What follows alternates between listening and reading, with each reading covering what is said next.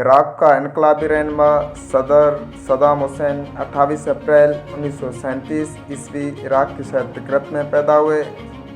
Saddam Hussein ملک کا وزیر اعظم، صدر اور چیف آف آرمی اسٹاف 1979 سے 2002 تک رہے۔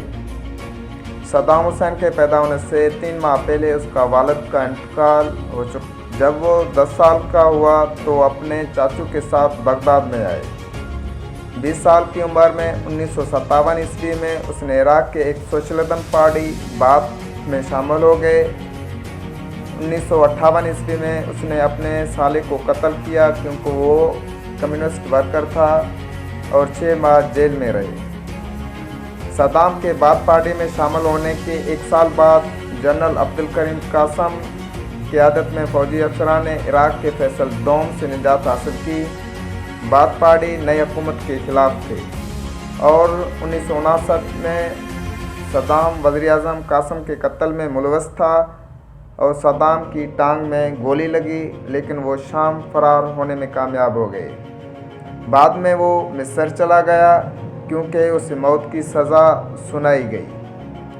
جلاوطنی میں صدام نے قاہرہ یونیورسٹی میں لاء کی ڈگری حاصل کی۔ فوجی افسران جن میں کچھ باتھ پارٹی کے ساتھ تھے 1963 میں ایک فوجی بغاوت کے ذریعے عراق میں برسر اقتدار میں آئے، تاہم نئی حکومت کو تیزی سے ختم کر دیا گیا۔ صدام عراق واپس آیا لیکن 1964 میں جب عبدالرحمن عارف کی قیادت میں باتھ مخالف گروپ نے اقتدار سنبھالا تو اسے قید کر دیا گیا۔ وہ 1967 میں جیل سے فرار ہوئے اور باتھ کے سرکردہ ارکان میں سے ایک بن گئے۔ 1976 عیسوی میں صدام نے عراقی فوج میں جنرل بنا دیا گیا۔ وہ جلد ہی حکومت کا سب سے اہم شخص بن گیا۔ اس نے آہستہ آہستہ عراق کی حکومت اور باتھ پارٹی پر زیادہ طاقت حاصل کرنا شروع کر دی۔ عراق کے کمزور پرانے صدر احمد حسن البکر اپنے دفتر کے ذمہ داریوں کو انجام دینے سے قاصر ہو گئے۔ صدام نے عراقی حکومت کے سربراہ کے طور پر زیادہ اہم کردار ادا کرنا شروع کیا۔ وہ جلد ہی عراق کی خارجہ پالیسی کی خالق بن گئے اور تمام سفارتی حالات میں قوم کی نمائندگی کی۔ 1979 عیسوی میں ایران کا شاہ محمد رضا پہلوی کو اسلامی انقلاب میں معزول کر دیا گیا، جس نے آیت اللہ خمینی کی قیادت میں اسلامی جمہوریہ کو راستہ دیا۔ انقلابی شیعہ کا اثر خطے میں بڑھتا گیا، خاص طور پر عراق میں، اور صدام حسین کو خدشہ تھا کہ شیعہ دم لوگوں میں تیزی سے پھیل رہا ہے، اور شتل عرب آبی گزرگاہ کو بنیاد رکھتے ہوئے 22 ستمبر 1980 میں عراق اور ایران کے باضابطہ طور پر ایک جنگ میں گئے اور اس جنگ میں امریکہ اور سوویت یونین دونوں کی حمایت حاصل کی تاکہ عراق میں ایران جیسے بنیاد پرست انقلابات کو مزید پھیلنے سے روکا جائے۔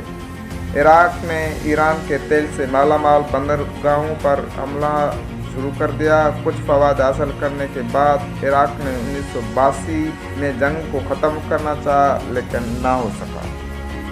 جنگ کے دوران عراق نے ایرانی فورسز اور کرد علیحدہ پسندوں کے خلاف کیمیائی جنگ کا استعمال کیا۔ 16 مارچ 1988 کو صدام نے عراقی فوجیوں کو کرد بغاوت روکنے کا حکم دیا۔ 8 سالہ جنگ برابری پر ختم ہوئی۔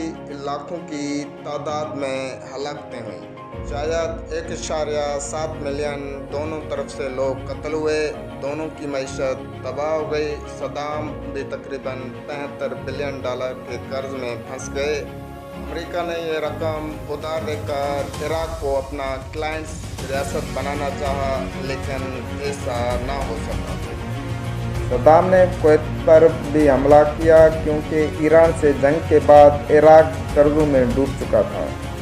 صدام نے کویت پہ دباؤ ڈالا کہ وہ تیل کی برآمد میں کمی کر دے کیونکہ کویت بڑے مقدار میں تیل پمپ کر رہا تھا اور تیل کی قیمتیں عالمی منڈی میں کم ہو رہی تھی، جسے صدام حسین نہیں چاہتا تھا، اور کویتی بادشاہ نے عراقی کنویں سے تیل نکال کر صدام کو مزید غصہ دلایا۔ 2 اگست 1990 کو صدام نے کویت پہ حملہ کیا اور پورے ملک پہ قبضہ کر لیا۔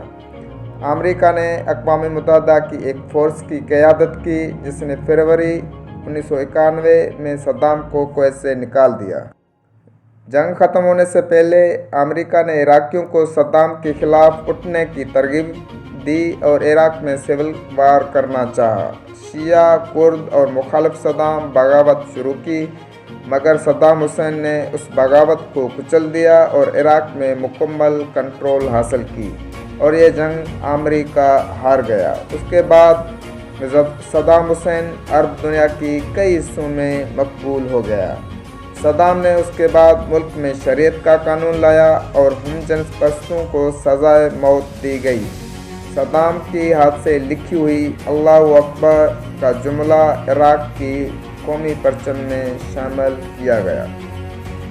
खलीजी जंग के बाद अमेरिका और इराक के दरमियान ताल्लुकात कशीदा रहे। 1993 ईस्वी में अमेरिका ने इराक पर हमला किया।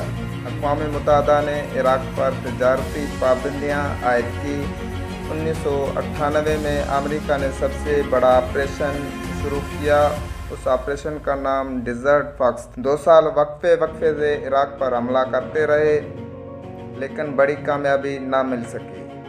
फिर 2003 में अमेरिका ने इराक पर हमला किया। हमले की बुनियादी वजह सदर जॉर्ज बुश डब्ल्यू का ये दावा था कि सद्दाम के पास बड़े पैमाने पर तबाही फैलाने वाले हथियार हैं। सिर्फ 3 हफ्ते की जंग में अमेरिका ने इराक के ज़्यादातर हिस्सों को कंट्रोल कर लिया, मगर सद्दाम हुसैन उनके हाथ ना आ सका। कुछ अरसे बाद 14 दिसंबर 2003 को ईरान की इस्लामी जमहूरिया न्यूज़ एजेंसी ने सबसे पहले इत्तला दी कि सद्दाम को गिरफ्तार कर लिया गया है। सद्दाम हुसैन को अपनी आबाई शहर तिक्रित से गिरफ्तार कर लिया गया। इराक के सुप्रीम कोर्ट नवंबर 2006 में सद्दाम हुसैन को 148 कत्ल का मुजरम ठहराया गया, मगर आलमी दुनिया ने उस मुकदमे की मजम्मत की। एमनेस्टी इंटरनेशनल ने कहा कि मुकदमा गैर मुनसिफाना था। ह्यूमन राइट्स वॉच ने कहा कि सद्दाम की नाक़िस मुकदमे की पैरवी कर रही है। 30 दिसंबर 1906 ईस्वी में सद्दाम हुसैन को फांसी दी गई। फांसी के वक्त सद्दाम हुसैन दुरूद शरीफ पढ़ रहा था और कलमा तैयब भी। ऐसी मालूमात हासिल करने के लिए इस वीडियो को लाइक करें और चैनल को सब्सक्राइब करें, ताकि हर आने वाले वीडियो से आप बेशुमार मालूमात हासिल कर सकें। शुक्रिया।